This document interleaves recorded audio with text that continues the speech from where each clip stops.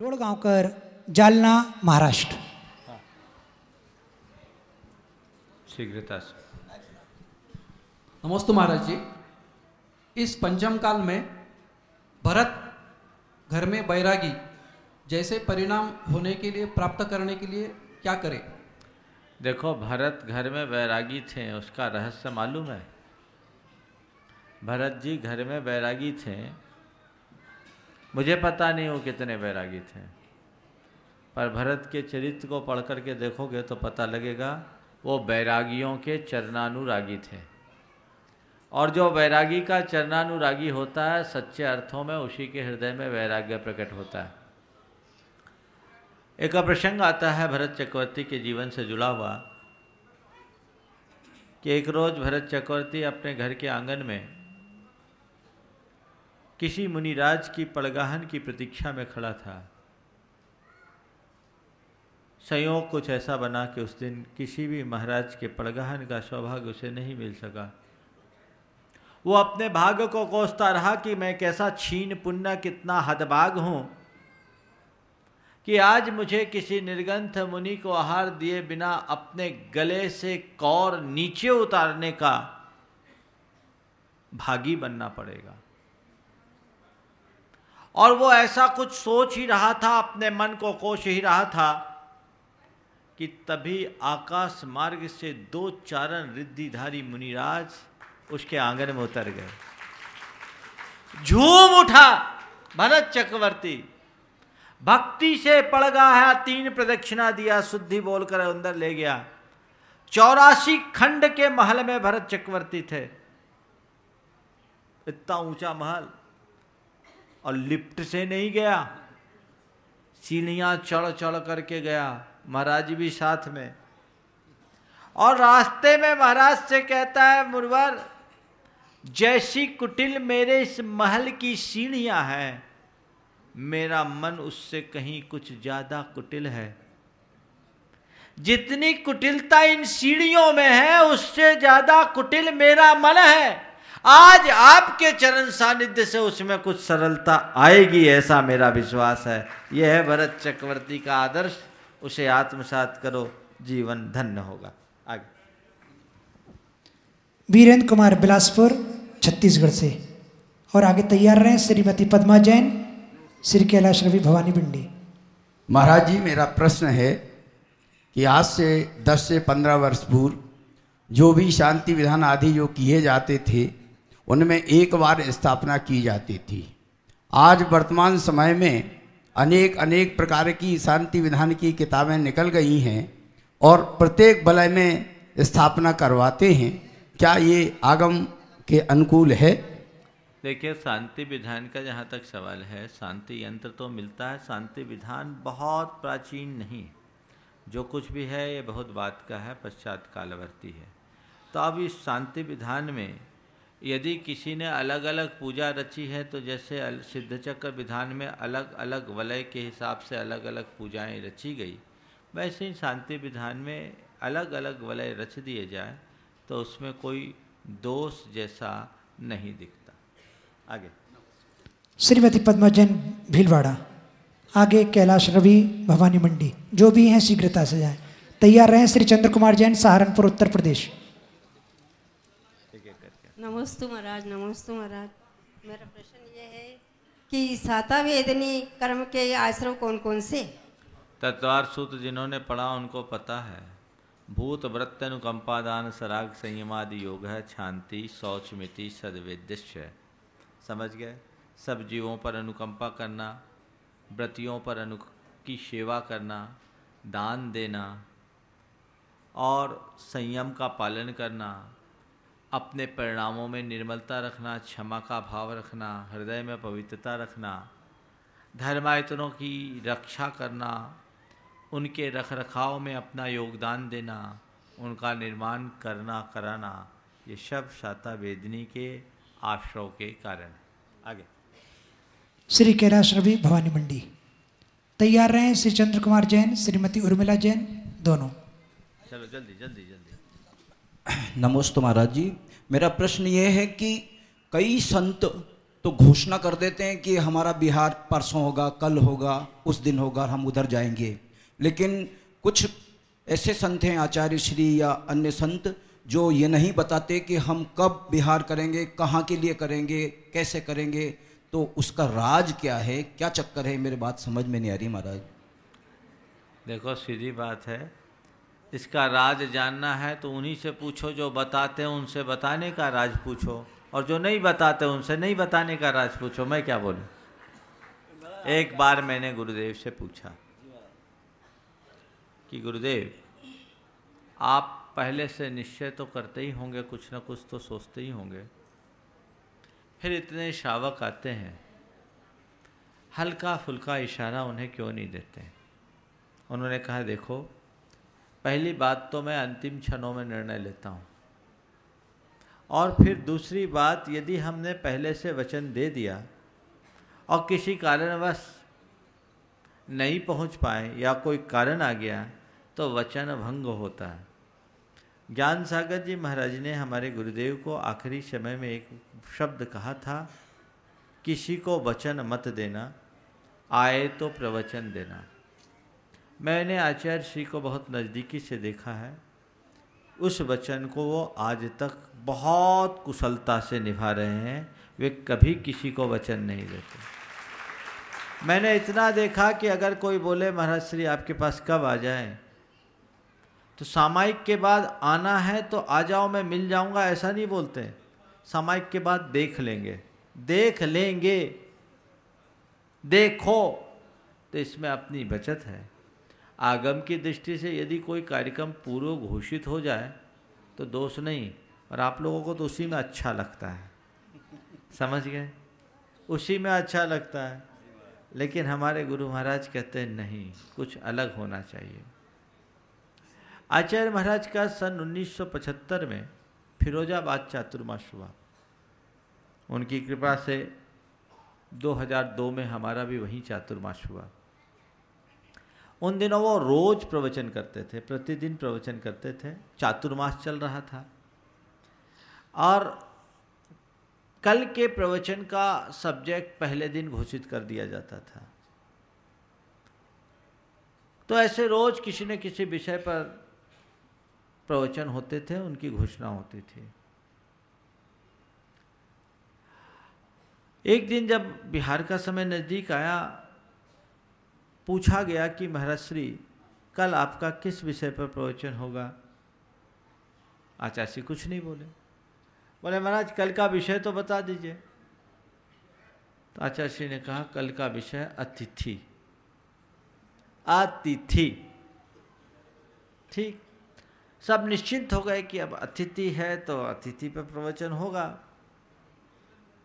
लोग प्रवचन के टाइम में आए और गुरुदेव ने सवेरे से विहार कर दिया। 8 बजे जब लोग प्रवचन सुनने आए तब तक तो आचार्य श्री राजा के ताल तक पहुंच गए, 6 किलोमीटर आ गए। लोग हड़बड़ा के पहुंचे, महाराज ये कैसा गड़बड़ हो गया, आप कल तो प्रवचन घोषित था और आपने विहार कर दिया। बोले मैंने क्या कहा था? आपने कहा था अतिथि पर प्रवचन होगा। बोले वही तो मैं कर रहा हूँ। बोले क्या? बोले अतिथि कौन? जिसके आने की तिथि और जाने की तिथि फिक्स ना हो उसका नाम अतिथि। यही प्रवचन है ना। चलिए आगे। चलिए आगे के प्रश्न के लिए आमंत्रित करता हूँ श्री चंद्र। आइए। नमस्ते महाराज जी। उर्मिला जी। नमस्ते महाराज जी।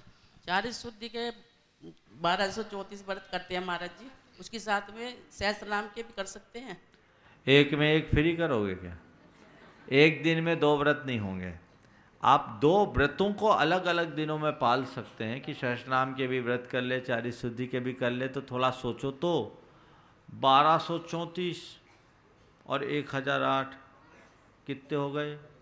2242 दिन। अभी हमारे लिए पक्का है कि 2242 दिन हम जिंदा रहेंगे। तो लंबे व्रत एक साथ नहीं लेना चाहिए। बड़े व्रत अगर आप ले रहे हैं तो पहले एक को पूरा करो, फिर दूसरे को। एक साधे सब सधे, सब साधे सब जाए। आगे। श्री चंद्र कुमार जैन, सहारनपुर, उत्तर प्रदेश। आगे तैयार रहें संध्या जैन। महाराज जी नमस्ते। मेरे मन में बड़ी दिनों से शंका है कि मध्यम वर्ग की बेटियां और उससे कम गरीब लोगों की बेटियां घरों में बैठी हैं दहेज के कारण। महाराज श्री, ये मेरी पीड़ा है, मैं इसका समाधान के लिए आपके चरणों में आया हूँ, मुझे आप मार्गदर्शन दें। दहेज एक बहुत बड़ा पाप है, पर मैं तो सोचता था कि आजकल दहेज अप्रासंगिक सा हो गया है।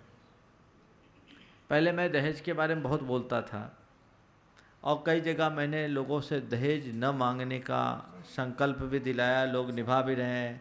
विदिशा जैसे जगह में, कई पूरे मध्य प्रदेश में उन दिनों में जहाँ रहा, दहेज न मांगने का संकल्प दिया और ये भी लोगों को, बहुतों को संकल्प दिलाया कि जो दहेज मांगेगा उसको हम अपनी बेटी ही नहीं देंगे, उसके यहाँ संबंध नहीं करेंगे, और लोगों ने लिया। तो मैं तो सोचता था कि ये बात अप्रासंगिक हो गई। आज आप आए हैं, मुझे लगता है उत्तर भारत में अभी भी ये चलन है, तो इसका भी ऑपरेशन ज़रूरी है। मेरा तो ये मानना है कि आजकल लड़कियों की कमी होने के कारण लड़का वाले ज़्यादा परेशान हैं, उल्टा दे करके बेटी ला रहे हैं। ये अनुभव है। तो मैं आपसे कहता हूँ, जिनके घर की बेटियाँ बची हुई है, उनकी बेटियों को राजस्थान, मध्य प्रदेश और बिहार, बंगाल, पूर्वांचल में भेज दो, उल्टा दे के ले आएंगे, कमी नहीं है। यहाँ बहुत कमियाँ हैं। यहाँ तो नॉन जैन लड़कियों को लोग लेके जा रहे हैं दलाली दे दे के, और ऐसे भी जिनको कुछ बता करके कुछ के रूप में भेजा जाता है और दुर्घटनाएं घट रही है। इसलिए आज ऐसी समस्या तो मुझे नहीं दिखती। फिर भी यदि कोई दहेज की लालसा मन में रखते हैं तो ये बहुत बड़े पाप का कार्य है। तुमने अपनी कन्या का दान दिया, बेटी दिया, बेटी से बड़ा दहेज और क्या होगा। अगर किसी को कोई बेटी न दे तो उसका वंश ही अधूरा होगा। जितना जरूरी लड़की के लिए वर की है, उससे ज़्यादा जरूरी लड़के के लिए वधू की भी है। दोनों एक दूसरे के ऊपर निर्भर हैं। इसलिए इस तरह का कुकृत्य कभी नहीं होना चाहिए। किसी भी की तरफ से अगर दहेज के नाम पर खींचातानी होती है तो ये महापाप है और इससे बचना चाहिए। श्रीमती संध्या जैन, मुजफ्फरनगर। तैयार रहें। नीलम जैन, ग्वालियर। नमोस्तु गुरुदेव। महाराज जी, मेरा प्रश्न है, सम्यक्त्वाचरण और स्वरूपाचरण में क्या अंतर है और ये किस गुण स्थान में होते हैं? स्वरूपाचरण चारित्र का मतलब है स्वरूपे चरणम चारित्रम, स्वरूप में लीन होना, अपने स्वरूप को प्राप्त करना। ये यथाख्यात चारित्र है जो वीतरागी मुनियों को 11वें गुण स्थान के पहले प्रारंभ नहीं हो। और सम्यक्त्वाचरण, सम्यक दृष्टि का जो आचरण है उसका नाम सम्यक्त्वाचरण है, जो चतुर्थ गुण स्थान में होता है। 5 चारित्रों में सम्यक्त्वाचरण चारित्र नाम का कोई चारित्र नहीं है। ये एक सम्यक्तोचित क्रियाओं का पालन करने वाले व्यक्ति को सामने रख करके कहा गया है। तो ये सम्यक्त्वाचरण चारित्र और स्वरूपाचरण चारित्र दोनों में अंतर है। चतुर्थ गुण स्थान में कहीं से भी स्वरूपाचरण चारित्र की कोई संभावना नहीं है, ऐसा आगम का विधान है। चलिए। श्रीमती नीलम जैन, महावीर जैन, जो भी हैं। नमोस्तु महाराज श्री। महाराज श्री, मैं ये पूछना चाहती हूँ कि ज्ञान की प्राप्ति कैसे हो? ज्ञान की प्राप्ति कैसे हो? आपको प्रश्न पूछने का ज्ञान कहाँ से हुआ? कैसे हुआ? हाँ, रोज प्रोग्राम देखने से प्रश्न का ज्ञान हुआ, और महाराज के पास ज़्यादा दिन रह जाओगे तो आत्मा का ज्ञान हो जाएगा। चलो। श्री महावीर जैन, जोड़ा मोरेना। महाराज जी नमस्ते। मैं जानना चाहता हूँ कि ध्यान क्या है और ध्यान करते समय किसी आराध्य का ध्यान करना जरूरी है क्या, और ध्यान से इंद्रियों को बस में किया जा सकता है या नहीं? एकाग्र चिंता निरोधो ध्यानम, चित्त का किसी एक ही वस्तु के आलम्बन लेकर स्थिर हो जाने का नाम ध्यान है। इसे दूसरे शब्दों में हमारे गुरुदेव कहते हैं स्थिर ज्ञान का नाम ही ध्यान है। अपने चित्त को स्थिर करना, अपने ज्ञान की धारा को अचंचल बना लेना, यही ध्यान है। तो ध्यान में कई तरीके से कार्य किए जाते हैं। सालंबन ध्यान भी होता है और निरालंबन ध्यान भी होता है। आलंबन सहित ध्यान में पदस्थ ध्यान, पिंडस्थ ध्यान, रूपस्थ ध्यान और रूपातीत ध्यान, ये सब सालंबन ध्यान है, जिसमें मंत्र पदों का आलंबन हो, पदस्थ ध्यान कहलाता है। भगवान के बिंब, शमोशरण आदि का स्मरण करते हैं, वो पिंड अपने आत्मा के स्वरूप का चिंतन करना, ये पिंडस्थ ध्यान होता है। भगवान के समोशरण आदि के विराजमान रूप का अवलोकन करना रूपस्थ ध्यान है, और स्वस्वरूप चिंतन करना ये रूपातीत ध्यान है। ये सब सालंबन ध्यान है। और निरालंबन ध्यान, जहाँ सारे आलंबनों को छोड़कर स्वयं का स्वयं के साथ केंद्रीकरण होता है, उसका नाम निरालंब ध्यान है, जो बड़े बड़े योगियों को होता है। उस ध्यान को प्राप्त करने के लिए क्या करें? हमारे आचार्यों ने कहा ध्यान क्या है, परम ध्यान क्या है? माँ चित्त, माँ चिंता, माँ जंपा, किम भी जोन, किम भी जैन होई थिरो, अप्पा अप्पम मिरो, इनमें हवई परम ध्यानम। कोई भी चिंता मत करो, कोई भी चेष्टा मत करो, कोई भी जल्प ना करो, मन से सोचो मत, वचनों से बोलो मत, और शरीर में हलन चलन मत करो, स्थिर रहो, अप्पा अप्पम में रहो, अपनी आत्मा को अपनी आत्मा में स्थिर रखो, इसी का नाम ध्यान है। सन 1986 की बात है, आचार्य गुरुदेव पपौरा जी में विराजमान थे। वहाँ एक युवक आया, बड़ा तेजस्वी युवक था। आते ही उनके सैकड़ों तो स्नैप्स लिए और बैठा, और फिर कहा कि मैं दिल्ली विश्वविद्यालय से आया हूँ और मैं ध्यान पर शोध कर रहा हूँ। आपके से मैं ध्यान के विषय में कुछ जानना चाहता हूँ, आखिर ध्यान है क्या? गुरुदेव ने इसी कार्य गाथा को बोलते हुए कहा कि बस कुछ चिंता मत करो, कुछ चेष्टा मत करो, कुछ बोलो मत, आत्मा को आत्मा में स्थिर रखो, इसी का नाम ध्यान है। वो दीवार से टिककर आधा घंटा तक बैठ गया, चर्चा को बीच में ही रोककर एकदम स्थिर। बाद में बोला, महाराज जी ध्यान की बात तो आपने बहुत कही, अच्छी कही, लेकिन बड़ा कठिन लगा। बोले मैं बार बार अपने आप को निर्विचार बनाने की कोशिश में था, लेकिन लगता कुछ नहीं, तो ये लगता था कि मैं ध्यान तो कर रहा हूँ, आखिर कैसे करूँ? तो हमारे गुरुदेव ने कहा, उस भूमिका में जाने के लिए बहुत लंबा जीवन चाहिए, साधना चाहिए, अभ्यास चाहिए। अभ्यास के बल पर ही विचार से निर्विचार हुआ जा सकता है। तो ध्यान करने से क्या करें? सालंबन ध्यान करो, जो तुम्हारे विकारों का शमन करे, और जब विकारों का शमन होता है तब विचारों का शोधन होता है, निर्विचार होते हैं। तो पहले विचार शुद्धि, फिर विचार मुक्ति, विकार शुद्धि, फिर विचार शुद्धि, फिर विकार मुक्ति। तो ये ध्यान के अपने क्रमिक अवस्थाएं हैं, विचार शुद्धि से विकार मुक्ति तक की। इसलिए प्राथमिक भूमिका में सालंबन ध्यान ही अभिष्ट है। आगे अनुप्रिया मुरैना। नमस्ते महाराज, मेरा क्वेश्चन ये है कि गृहस्थ आश्रम में रहते हुए हमें अपना जीवन सरलता से व्यतीत करने के लिए कैसा व्यवहार अपनाना चाहिए? गृहस्थ आश्रम में रहते हुए अपना जीवन सरलता से बिताने के लिए कैसा व्यवहार करना चाहिए? देखिए, अपने जीवन को अच्छे से बिताना चाहते हो तो 4 बातों का ध्यान रखें। सबसे पहली बात कि आप अपने आप को दूसरों से यथासंभव अप्रभावित रखें। निमित्तों से, प्रतिक्रियाओं से, कोई कुछ बोले उसको इधर से सुनकर इधर निकालो। मन की सरलता को टिकाए रखने की उपाय बात कर रहा हूँ। दूसरी बात, अपने अहंकार को ज़्यादा पुष्ट न करें। जिस स्तर पर हमारे मन की सरलता बाधित होने लगे, मन में तनाव आने लगे, वहाँ अपने अहंकार को तिलांजलि दे दें। नंबर 3, किसी भी वस्तु या व्यक्ति पर सीमा से ज़्यादा आसक्ति न रखें। आसक्ति समझते, बहुत ज़्यादा अटैच ना हो। और नंबर 4, यथासंभव संयम का अनुपालन करें।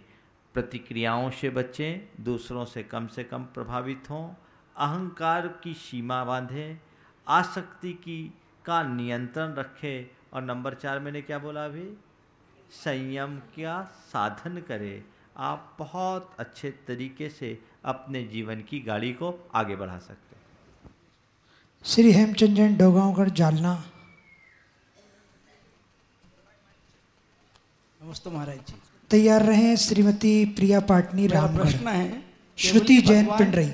केवली भगवान का विषय होते हुए भी व्यक्ति का उत्कृष्ट समाधिवरण होने के लिए आयु का अंतिम काल कैसे समझना चाहिए? देखो, आयु देखकर समाधि नहीं ली जाती, अवस्था देखकर समाधि ली जाती।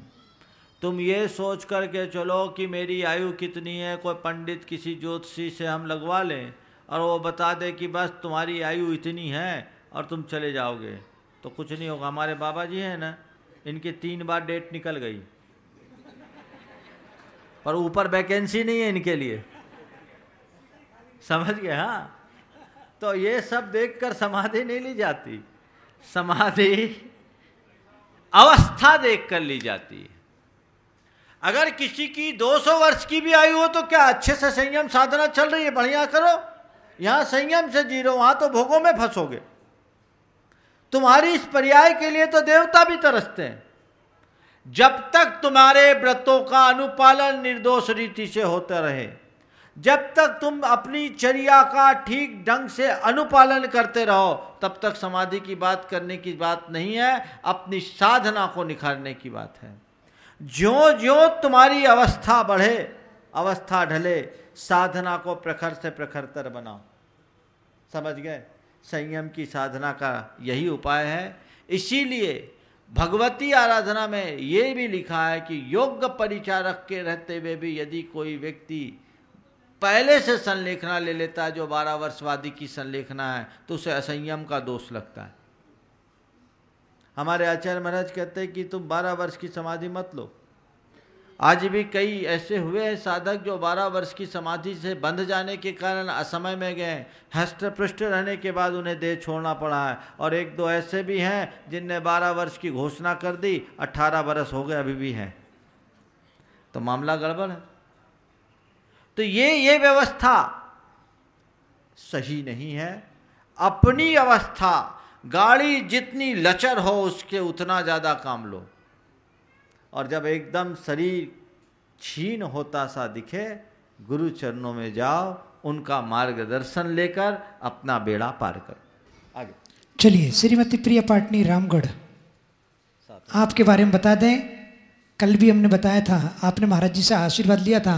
आज इनका अष्टानिका का 7वां उपास है। नमस्ते महाराज जी। महाराज जी, साल में 3 बार अठाई का पर्व आता है और सब पर्वों में सबसे बड़ी अठाई पर्व कहा जाता है, तो इस महान पर्व का महत्व समझाइए। देखो, ये अष्टानी का पर्व निश्चित रूप से बड़ा महान पर्व है। महान इसलिए है कि ये विशुद्ध आराधना का पर्व है। देवता लोग भी अपने स्वर्ग को खाली छोड़कर भगवान की आराधना करने के लिए नंदीश्वर द्वीप जाते हैं और अहरनिश 24 घंटे 8 दिन तक भगवान की भक्ति का अनुष्ठान करते हैं। तो मनुष्यों के लिए भी कहते हैं कि हमें शक्ति सो नाहि यहाँ करी थापना, नंदीश्वर पूजन जिन ग्रह व्रतमा हित है आपना। वो आप लोग करते हो, मैंने पूजा की नहीं, बहुत साल पहले से। तो ये नंदीश्वर की पूजा विशिष्ट आराधना की पूजा है, इसलिए इसकी बड़ी महिमा है।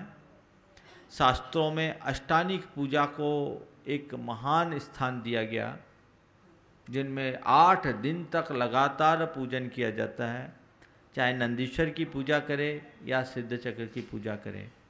हम लोग कथाओं पढ़ते हैं कि अष्टानिक की पूजा के माध्यम से मैना सुंदरी ने अपने कष्ट का निवारण किया, अपने नहीं अपने पति के कष्ट का निवारण किया। ये कथाएं हैं। निश्चित ये 8 दिन की ऐसी विशिष्ट आराधना है जिसमें व्यक्ति अगर अपने जीवन में संयम साधना धारण करे तो उसके जीवन में बहुत बड़े चमत्कार घटित हो सकते हैं। तो ये तीनों अष्टानिक में 8-8 दिन के उपवास भी करते हैं लोग। कुछ लोग अंतराल से करते हैं, कुछ लोग कोमली अठाई करते हैं, कुछ लोग एकासन करके करते हैं। ये महान तप है। इसकी विधि हमारे शास्त्रों में बताई है। जितने भी उपवास हैं पुराने, उन सारे उपवासों में अष्टानिक के उपवास को भी एक महत्वपूर्ण स्थान दिया है। मैं यही मानता हूँ जो अष्टानिक के व्रत करता है वो अष्टम वसुधा में जल्दी पहुँच जाता है, ऐसा भाव रखना चाहिए और अपने भावों में विशुद्धि रखते हुए इस व्रत का पालन करना चाहिए। श्रीमती श्रुति जैन पिंडरई, शीघ्रता करते जाएं सभी लोग। नमोस्तु महाराज श्री। महाराज श्री, क्या उपसम श्रेणी पर मरने वाला नियम से सर्वार्थ सिद्धि में ही जाता है? उपशम श्रेणी में मरने वाला नियमतः सर्वार्थ सिद्धि ही जाता है, ऐसा कोई नियम नहीं।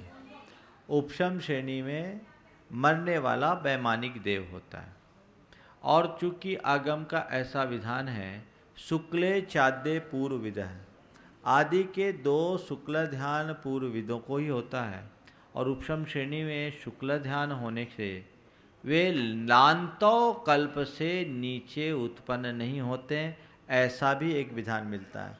जो पूर्व के ज्ञानी हैं वे लांतव कल्प से नीचे नहीं जाते।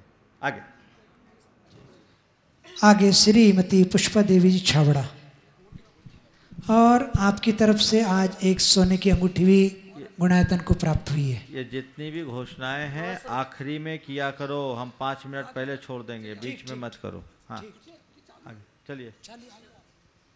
नमस्ते महाराज। यहाँ मेरा प्रश्न है कि न चाहते हुए भी संसार मतलब जीवन में इतनी अशांति क्यों होती रहती है? न चाहते हुए भी, न चाहते हुए भी अशांति क्यों होती है? शांति को कोई नहीं चाहता, लेकिन साथ उसी का देते हैं, समझ गए? न चाहते हुए भी अशांति क्यों होती है? इसका कारण केवल यह है कि अशांति कोई नहीं चाहता, पर अशांति के कारणों को कोई छोड़ता नहीं, तो कैसे अशांति जाएगी? अगर अशांति से बचना चाहते तो अशांति के कारणों से बचो। कारण के अभाव में ही कार्य का अभाव होता है। जब तक कारण है कार्य होगा। अशांति के कारण बरकरार रहने से अशांति होती है, इसलिए अशांति से बचना चाहते हैं तो उसको उस तरीके से करें। चलिए आगे आगे आगे रोहित बबीता अजमेरा डीमापुर, शीघ्रता करें नहीं तो संतोष कुमार जैन रूमालवारी नागपुर, जो भी उपस्थित है वे आ जाएं, शीघ्रता करें। रोहित बबीता अजमेरा आइए, जल्दी करो।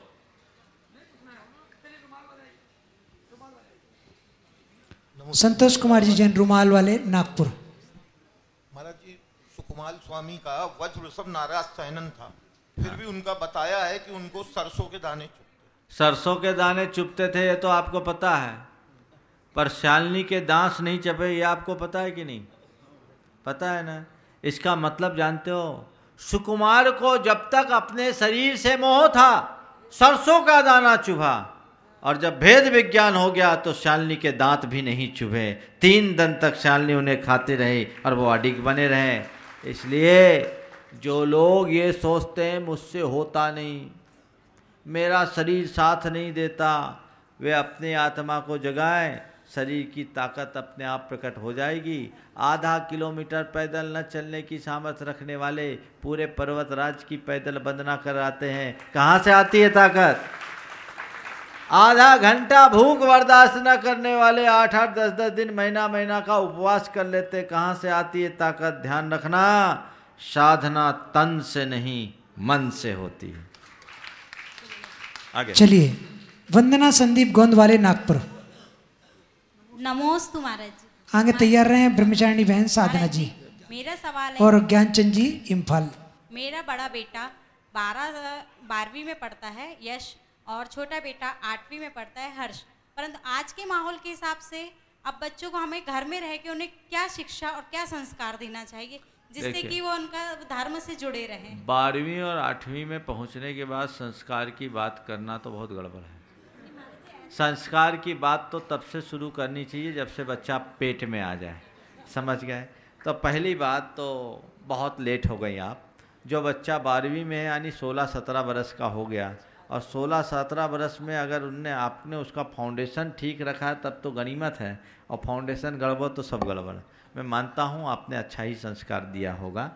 तो अब आपका सवाल है कि इस जगह, इस एज में हम उन्हें कैसे ढालें, क्योंकि ये टीन एज है और आज का जो परिवेश है बड़ा विकृत है। तो ऐसे टीन एज में रहने वाले युवकों को कैसे ढाले, उनको गुरुओं के संपर्क में लाएं, उन्हें कुछ संकल्प दिलाएं, उन्हें अपने जीवन के प्रति कुछ हिदायतें दें जिससे वो खुद के प्रति जागरूक हो और उस जागरूकता के बल पर अपने जीवन को सुधार सके। उन्हें समझें कि हमें ये बात समझाएं कि इस एज में कहाँ कहाँ दुर्घटनाएं होती है। फिर दूसरी बात, सबसे पहले उन बच्चों के मन में अपने प्रति इतना विश्वास जगाएं कि वे बच्चे कोई बड़ी से बड़ी गलती भी कर देंगे तो आप उन्हें केवल सीख देंगे, सजा नहीं। माँ बाप बच्चों को दंडित करते हैं, इसका नतीजा ये निकलता है कि बच्चे अपनी बातें माँ बाप को नहीं बताते, उन्हें भ्रम में रखते हैं, अंधेरे में रखते हैं और उनकी गलतियों को पूरी दुनिया जानती है पर वो नहीं जान पाते, मामला गड़बड़ हो जाता है। तो आप अपने बच्चों के साथ उनका विश्वास जीतें, उन्हें सीख दें, उन्हें सजा न दें, उनके मन में विश्वास होना चाहिए। और फिर बच्चों के हृदय में ऐसा विश्वास कि वो अपनी पर्सनल लाइफ की सब बातें आपसे शेयर कर सके, कोई भी गड़बड़ी उनके जीवन में हो तो वो आपको बचा सके और आपके अनुभवों का वो लाभ भी ले सके, अपने जीवन में परिवर्तन ला सके। इस उम्र में क्या क्या गलतियां होती हैं और उसमें क्या सावधानियां अपेक्षित है, इसकी भी उन्हें जानकारी दें, तब जीवन में बदलाव आता है। और फिर गुरु चरणों में लाकर उन्हें संकल्पित कराएं, उन्हें बताएं कि इस एज में बच्चे किस तरीके से मादक पदार्थों की तरफ आकर्षित होते हैं, किस प्रकार से विपरीत लिंग की ओर आकर्षित होकर पथ भ्रष्ट होते हैं, किस प्रकार अपने खान पान में गड़बड़ियाँ कर डालते हैं। इस उम्रजन्य भावनात्मक आवेग और उन्माद के कारण जीवन में कैसी कैसी विकृतियाँ पैदा होती है, बड़े मनोवैज्ञानिक तरीके से उन्हें समझाने की ज़रूरत है और दूसरों के इस व्यवहार से अपने आप को कैसे बचाए इसके लिए तैयार करने की आवश्यकता है। यदि आप ऐसा करेंगे तो मैं मानूंगा कि आपके बच्चे कभी भी नहीं डगमगाएंगे। और मेरा तो अनुभव ये बताता है, आज जो बच्चे बाहर पढ़ लिखने के लिए, उच्च शिक्षा के लिए घर से बाहर जाते हैं और सुरक्षित आ जाते हैं, मानो वो काजल की कोठरी से बेदाग लौटते हैं। बहुत कठिन और चुनौती भरा, बहुत कठिन और चुनौती भरा माहौल है, लेकिन फिर भी मुझे खुशी है कि आज भी बहुत सारे बच्चे बचे हुए हैं, वो बच्चे हैं जिनकी बुनियाद अच्छी है। आगे ब्रह्मचारिणी बहन साधना जी।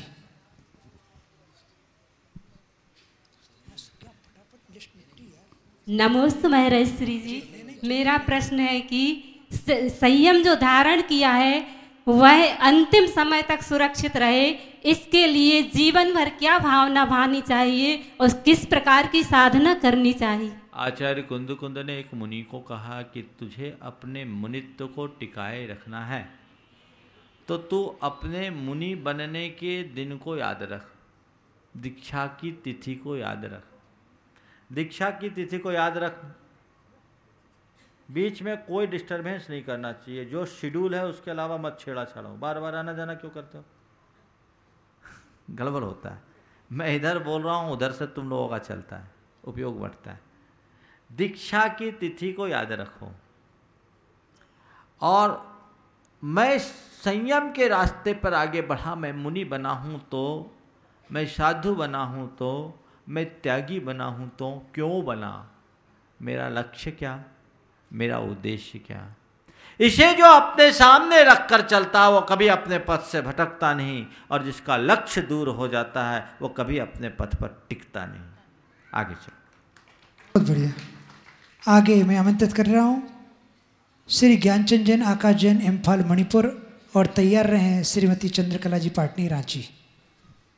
नमोस्तु नमोस्तु नमोस्तु महाराज। आपके प्रवचन में रोज़ सुनता हूँ, आपके प्रवचन से काफ़ी प्रभावित हुआ हूँ। एक मेरी जिज्ञासा आपसे, सुख शांति समृद्धि के लिए स्वयं का ध्यान उपयोगी है? सुख शांति समृद्धि के लिए स्वयं का ध्यान उपयोगी है। मैं तो इतना कहूँगा कि जब स्वयं का ध्यान रखोगे तभी सुख शांति समृद्धि पाओगे। जो स्वयं से भटकते हैं उन्हीं को दुख, अशांति और दुविधा आती है। स्वयं का ध्यान रखो और स्व के हित की बात सोचो और स्व के हित के साथ जितना बने सबका हित करो। जीवन में सुख ही सुख होगा, शांति ही शांति होगी और जिसके पास सुख और शांति है सच्चे अर्थों में उसके ही जीवन में समृद्धि है। श्रीमती चंद्रकला जी पाटनी रांची, हमारे गुणायतन परिवार की ये आप मंत्री भी हैं। नमोस्तु महाराज श्री।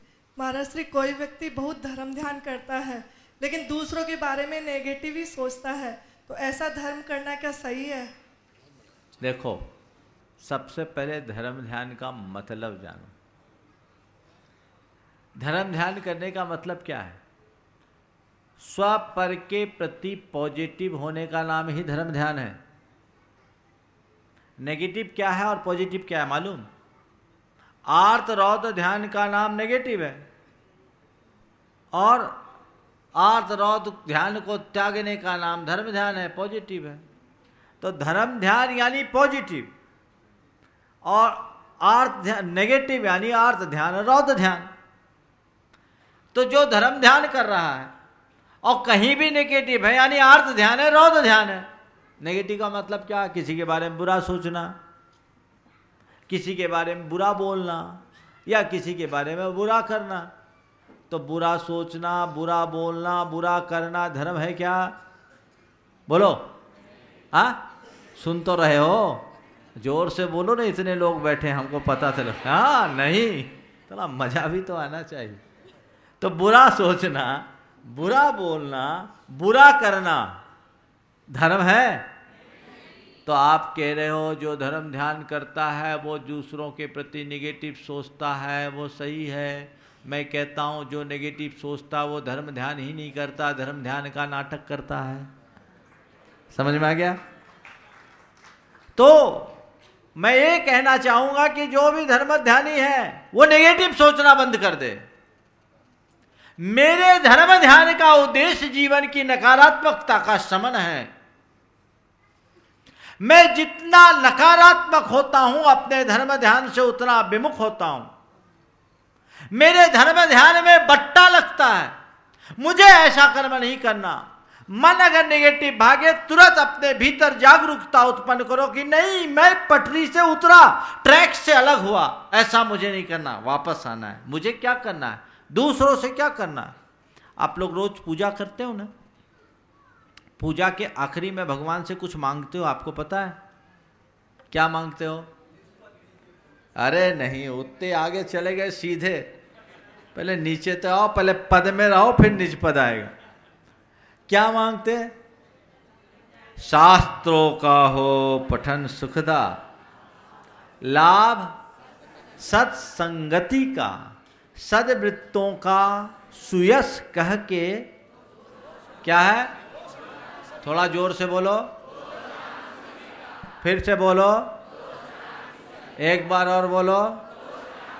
प्रार्थना क्या करके आते हो? दोष ढांकू सभी का, यानी पॉजिटिव होने की प्रार्थना करते हो और बाहर आकर दोष करना शुरू कर देते हो, तो निगेटिव चले गए। तो धर्म ध्यान हुआ कि धर्म ध्यान का नाटक? हाँ, और आप लोग नाटक करने में तो होशियार हैं, तो मामला गड़बड़ हो जाता है। भैया नाटक मत करो। महाराज क्या करे, चाहते नहीं हैं फिर भी हो जाता है, उसी को जीतना है। ये संस्कार है। जो नकारात्मकता की तरफ ज्यादा भागते हैं, सकारात्मकता के लिए बहुत कठिनाई से आना पड़ता है। इसलिए अभ्यास बनाओ। ये समझो कि जब भी मेरे भीतर नकारात्मक आवेग हावी हुए, मैं पटरी से नीचे उतरा और ना संभला तो एकदम नीचे चला जाऊंगा। और नीचे क्या है? हाँ, खाई नहीं है, क्या है? हाँ, बोलो तो, जाना है तो संभल जाओ। सीधी सीधी बात है। नहीं जाना है तो संभलो, और नहीं संभले तो गए। समझ गए? तो बहुत अच्छा पूछा है कि धर्म ध्यान करने वाले भी दूसरों के प्रति निगेटिव होते हैं। मैं एक बात बताऊं, अगर कोई व्यक्ति दूसरों के प्रति निगेटिव है तो जिसके प्रति निगेटिव हो उसका कोई निगेटिव हो इसकी कोई गारंटी नहीं, लेकिन दूसरे के प्रति निगेटिव होते ही तुम्हारा तो निगेटिव हो ही गया, तुम स्वयं के प्रति निगेटिव हो गए, अपने जीवन का अकल्याण इससे होगा। इसलिए यहाँ सावधान हो जाओ बच्चों, बी अवेयर। चलो श्रीमती बाला जैन इलाहाबाद।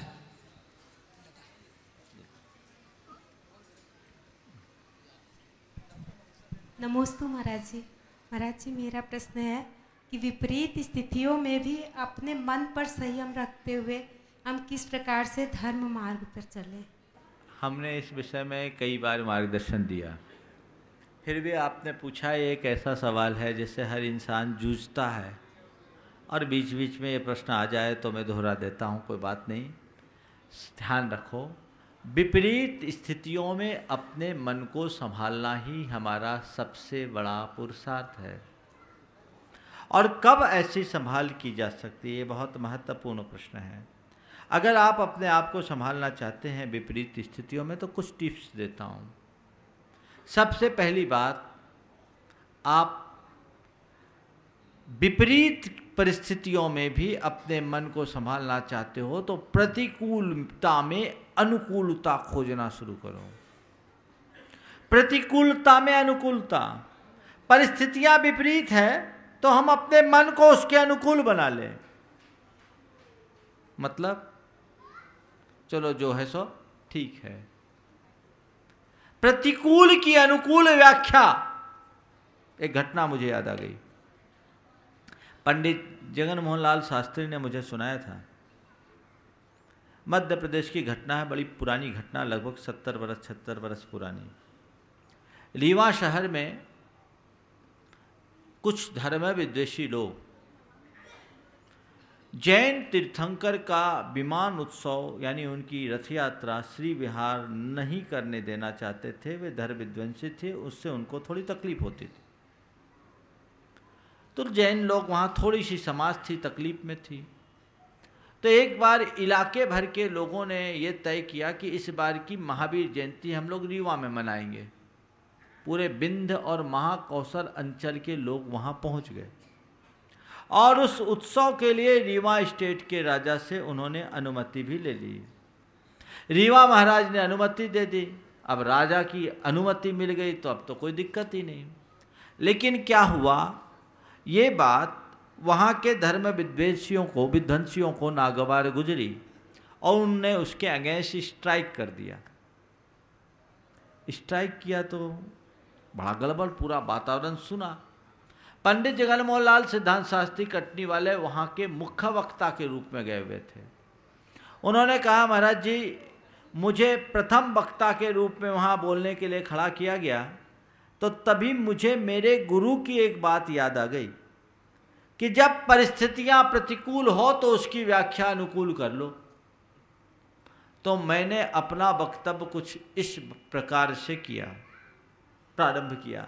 उन्होंने कहा कि भगवान महावीर की जयंती सारे विश्व में मनाई जाती है। जहाँ जहाँ भगवान महावीर के अनुयायी हैं वहाँ वहाँ भगवान की जयंती मनाई जाती है। लेकिन आज जैसी महावीर जयंती न तो कहीं मनेगी न कभी मनी है, न तो कभी मनी है न मनेगी। सब आश्चर्यचकित कि आखिर ऐसी क्या बात कर रहे हैं कि आज जैसी महावीर जयंती कहीं नहीं मनी न कभी मनेगी। पूछा आखिर ऐसा क्यों। उनने अपनी बात को आगे जारी करते हुए कहा कि आज तक दुनिया में जहां भी महावीर जयंती मनाई जाती है वहां केवल जैन अपने प्रतिष्ठान बंद करते हैं, यहाँ जन जन अपने प्रतिष्ठान बंद करके महावीर जयंती में शामिल हो। लोगों ने सोचा भैया ये तो बंदी का उल्टा अर्थ ले लिया, पूरा मार्केट खुल गया और महावीर जयंती अच्छे से मन गई। समझ गई। तो पहला सूत्र, प्रतिकूल की अनुकूल व्याख्या करो। दूसरी बात, हर बात में सकारात्मक बनो। तीसरी बात, अपने मन में धैर्य रखो, ये सोचो कि ये थोड़े समय की बात है। और चौथी बात, आशावादी बने रहो। विपरीत परिस्थिति में भी आप अपने मन को संभालने में समर्थ होंगे। आगे श्रीमती लता जी गंगवाल, गया।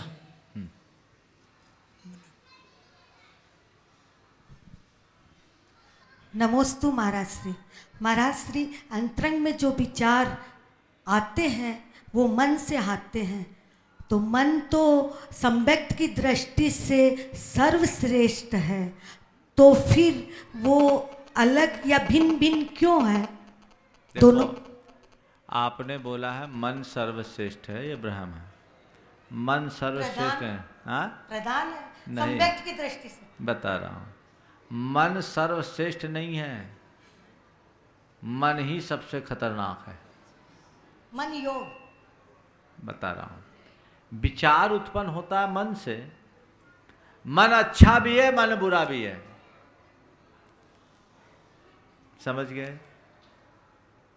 मनाए बंधाए विषयासक्तम मुक्तिये निर्विषयम मनः मनायो मनुष्यानाम कारणम बंध मोक्षयो।